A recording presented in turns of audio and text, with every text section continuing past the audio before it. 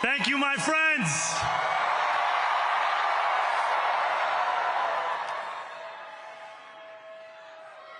The sun may have set over our city this evening, but as Eugene Debs once said, I can see the dawn of a better day for humanity. For as long as we can remember, the working people of New York have been told by the wealthy and the well-connected that power does not belong in their hands. Fingers bruised from lifting boxes on the warehouse floor, palms calloused from delivery bike handlebars, knuckles scarred with kitchen burns. These are not hands that have been allowed to hold power. And yet, over the last 12 months, you have dared to reach for something greater. Tonight, against all odds, we have grasped it. The future is in our hands. My friends, we have toppled a political dynasty.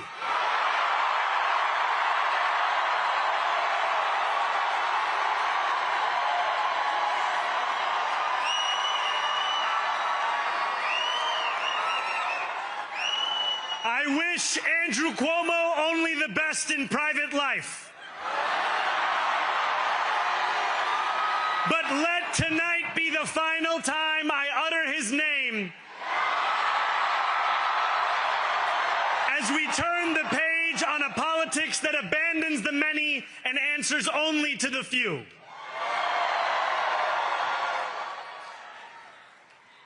New York, tonight you have delivered a mandate for change,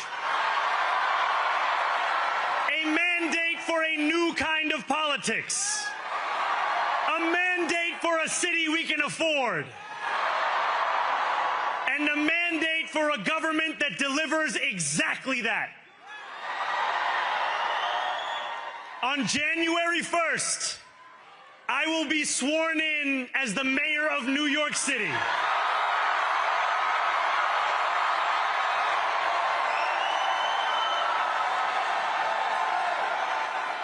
And that is because of you. So before I say anything else, I must say this. Thank you. Thank you to the next generation of New Yorkers who refused to accept that the promise of a better future was a relic of the past.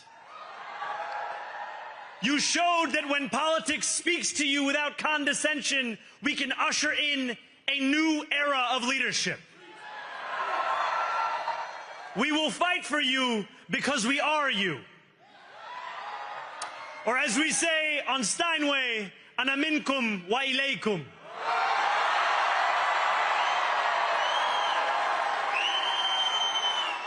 Thank you to those so often forgotten by the politics of our city who made this movement their own. I speak of Yemeni bodega owners and Mexican abuelas, Senegalese taxi drivers and Uzbek nurses, Trinidadian line cooks and Ethiopian aunties. Yes, aunties. To every New Yorker in Kensington and Midwood and Hunts Point, know this. This city is your city, and this democracy is yours too. This campaign is about people like Wesley, an $11.99 organizer I met outside of Elmhurst Hospital on Thursday night. A New Yorker who lives elsewhere, who commutes 2 hours each way from Pennsylvania because rent is too expensive in this city. It's about people like the woman I met on the BX 33 years ago, who said to me, I used to love New York, but now it's just where I live. And it's about people like Richard, the taxi driver I went on a 15-day hunger strike with outside of City Hall, who still has to drive his cab 7 days a week. My brother, we are in City Hall now.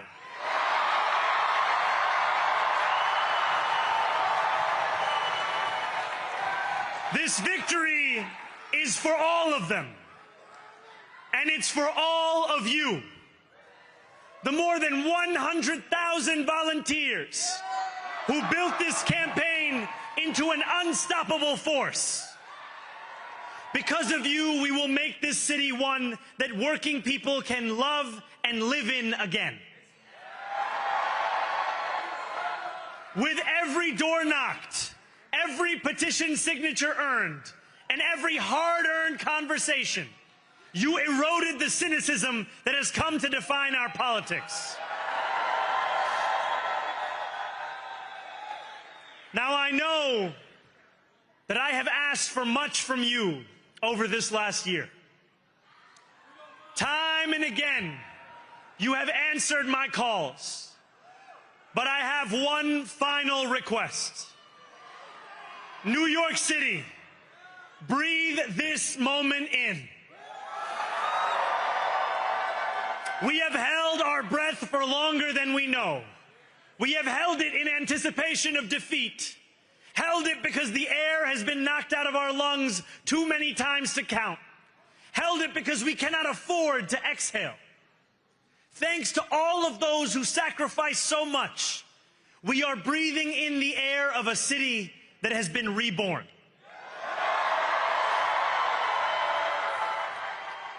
To my campaign team, who believed when no one else did, and who took an electoral project and turned it into so much more, I will never be able to express the depth of my gratitude. You can sleep now. To my parents, Mama and Baba, you have made me into the man I am today. I am so proud to be your son. And to my incredible wife, Rama,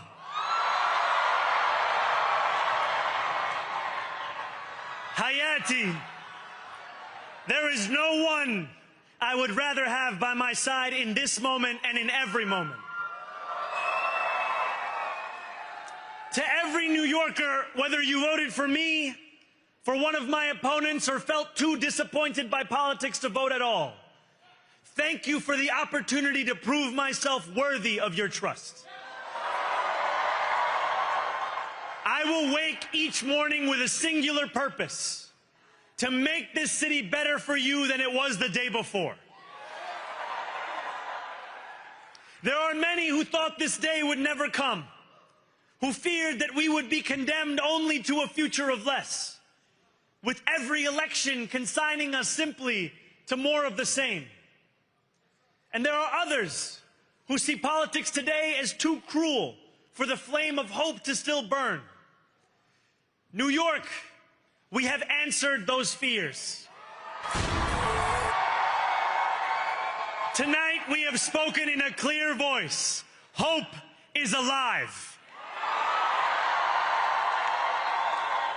Hope is a decision that tens of thousands of New Yorkers made day after day, volunteer shift after volunteer shift, despite attack ad after attack ad. More than 1 million of us stood in our churches, in gymnasiums, in community centers, as we filled in the ledger of democracy. And while we cast our ballots alone, we chose hope together. Hope over tyranny. Hope over big money and small ideas. Hope over despair. We won because New Yorkers allowed themselves to hope that the impossible could be made possible. And we won because we insisted that no longer would politics be something that is done to us. Now it is something that we do.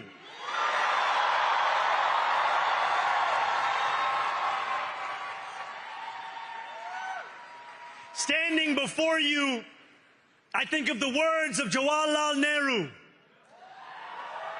A moment comes but rarely in history when we step out from the old to the new, when an age ends and when the soul of a nation long suppressed finds utterance.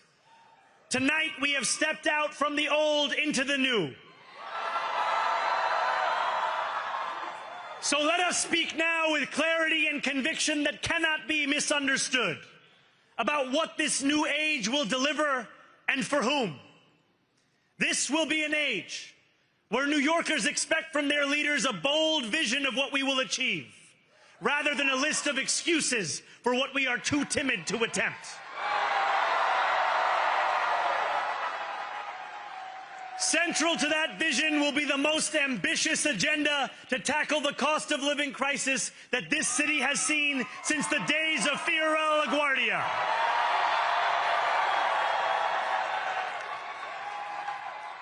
An agenda that will freeze the rents for more than 2 million rent-stabilized tenants.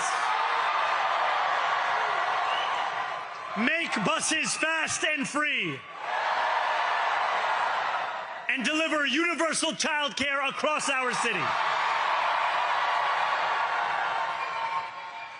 Years from now, may our only regret be that this day took so long to come. This new age will be one of relentless improvement. We will hire thousands more teachers.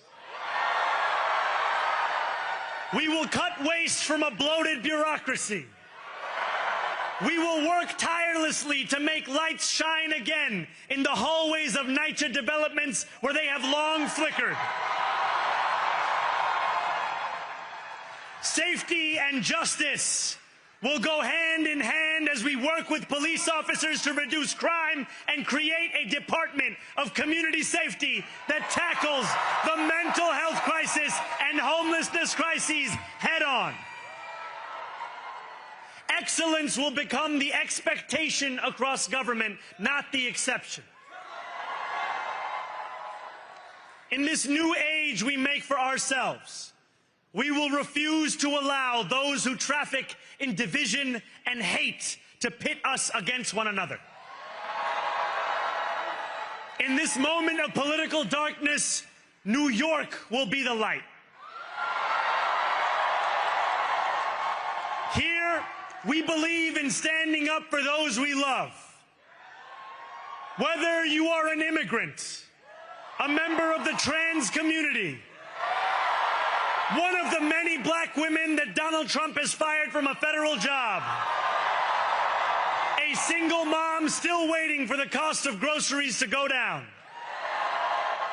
or anyone else with their back against the wall, your struggle is ours too. And we will build a city hall that stands steadfast alongside Jewish New Yorkers and does not waver in the fight against the scourge of anti-Semitism. Where the more than 1 million Muslims know that they belong. Not just in the 5 boroughs of this city, but in the halls of power. No more will New York be a city where you can traffic in Islamophobia and win an election.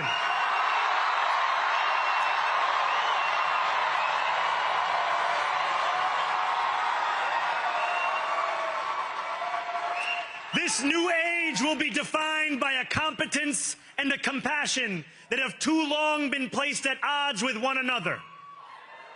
We will prove that there is no problem too large for government to solve and no concern too small for it to care about.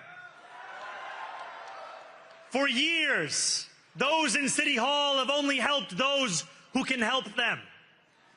But on January 1st, we will usher in a city government that helps everyone. Now, I know that many have heard our message only through the prism of misinformation. Tens of millions of dollars have been spent to redefine reality and to convince our neighbors that this new age is something that should frighten them. As has so often occurred, the billionaire class has sought to convince those making $30 an hour that their enemies are those earning $20 an hour. They want the people to fight amongst ourselves so that we remain distracted from the work of remaking a long broken system. We refuse to let them dictate the rules of the game anymore. They can play by the same rules as the rest of us. Together, we will usher in a generation of change. And if we embrace this brave new course, rather than fleeing from it, we can respond to oligarchy and authoritarianism with the strength it fears, not the appeasement it craves. After all, if anyone can show a nation betrayed by Donald Trump how to defeat him, it is the city that gave rise to him.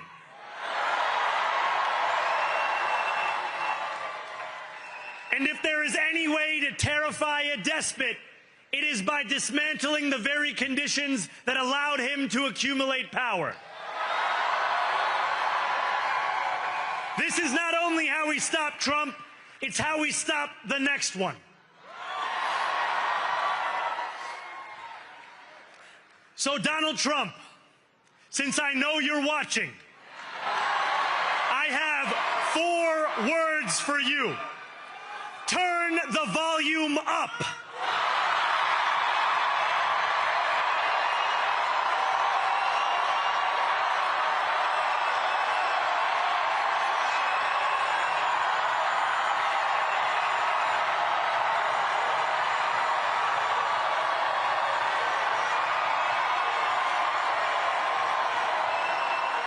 We will hold bad landlords to account because the Donald Trumps of our city have grown far too comfortable taking advantage of their tenants. We will put an end to the culture of corruption that has allowed billionaires like Trump to evade taxation and exploit tax breaks. We will stand alongside unions and expand labor protections because we know, just as Donald Trump does, that when working people have ironclad rights, the bosses who seek to extort them become very small indeed. New York will remain a city of immigrants, a city built by immigrants, powered by immigrants, and as of tonight, led by an immigrant.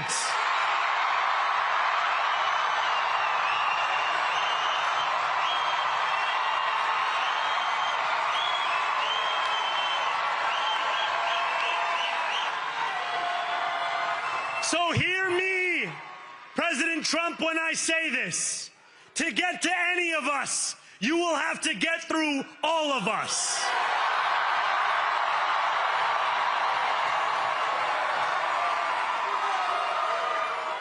When we enter City Hall in 58 days, expectations will be high. We will meet them. A great New Yorker once said that while you campaign in poetry, you govern in prose. If that must be true, let the prose we write still rhyme, and let us build a shining city for all. And we must chart a new path, as bold as the one we have already traveled. After all, the conventional wisdom would tell you that I am far from the perfect candidate. I am young, despite my best efforts to grow older. I am Muslim. I am a democratic socialist. And most damning of all, I refuse to apologize for any of this. And yet, if tonight teaches us anything, it is that convention has held us back. We have bowed at the altar of caution, and we have paid a mighty price. Too many working people cannot recognize themselves in our party. And too many among us have turned to the right for answers to why they've been left behind. We will leave mediocrity in our past. No longer will we have to open a history book for proof that Democrats can dare to be great. Our greatness will be anything but abstract. It will be felt by every rent-stabilized tenant who wakes up on the first of every month, knowing the amount they are going to pay hasn't soared since the month before. It will be felt by each grandparent who can afford to stay in the home they have worked for, and whose grandchildren live nearby because the cost of childcare didn't send them to Long Island. It will be felt by the single mother who is safe on her commute and whose bus runs fast enough that she doesn't have to rush school drop-off to make it to work on time. And it will be felt when New Yorkers open their newspapers in the morning and read headlines of success, not scandal. Most of all, it will be felt by each New Yorker when the city they love finally loves them back.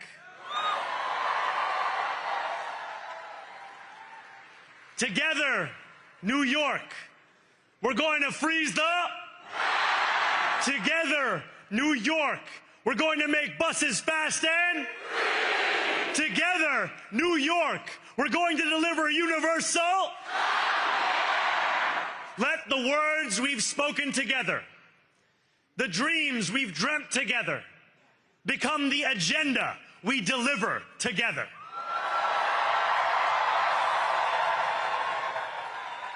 New York, this power, it's yours.